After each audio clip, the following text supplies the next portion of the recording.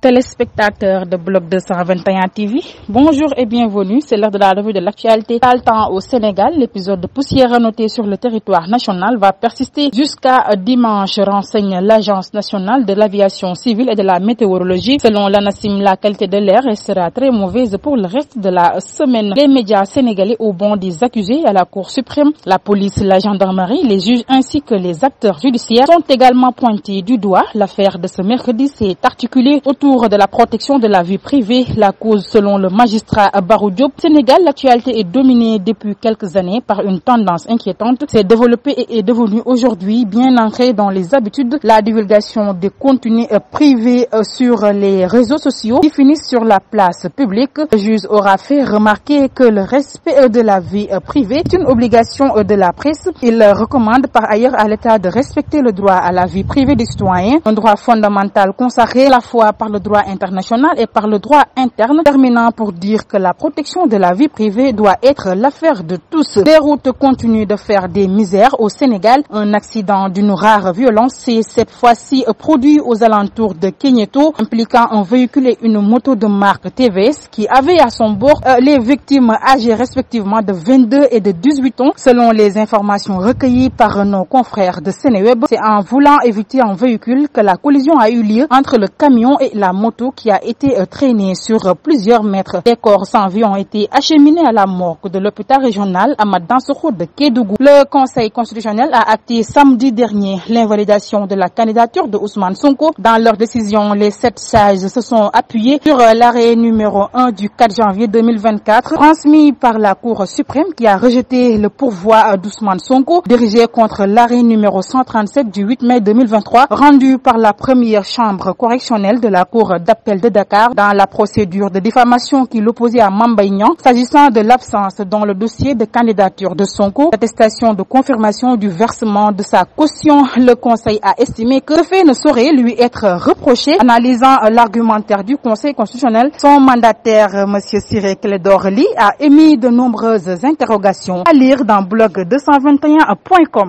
Sur l'international, la présidente tanzanienne Samia Suluhu a annoncé lundi 22 janvier sa volonté de renvoyer dans leur pays d'origine plus de 200 000 réfugiés présents sur le sol tanzanien. Elle a fait part de sa volonté de renvoyer tous les réfugiés qui sont sur le sol tanzanien il y a 2 jours à Dar es Salaam au cours d'une rencontre avec le haut commandant de la TDF, l'armée tanzanienne qui venait de le lui demander, longtemps considérée comme une terre d'accueil pour les réfugiés en provenance des pays voisins. La Tanzanie estime aujourd'hui avoir déjà fait sa part, d'autant que l'aide internationale en leur faveur ne cesse de diminuer et qu'elle considère ces réfugiés de plus en plus comme une potentielle menace sécuritaire, même si leur nombre a fortement diminué au fil des années. L'influent cardinal canadien Gérald Cyprien Lacroix est accusé d'agression sexuelle dans son pays dans le cadre d'une action collective qui vise plus d'une centaine de membres du diocèse de Québec, selon des documents judiciaires.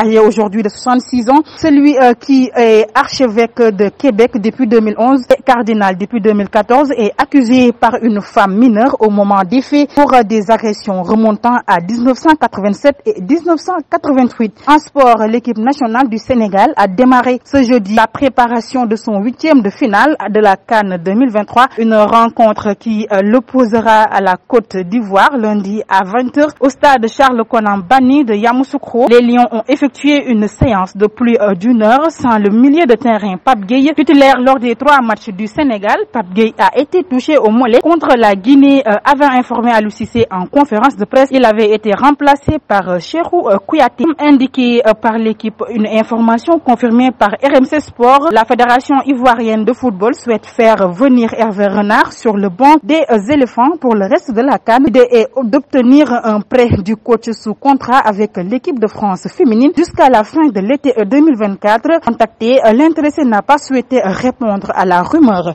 C'était tout, mesdames et messieurs. Nous vous donnons rendez-vous très prochainement. Mais d'ici là, restez avec nos programmes.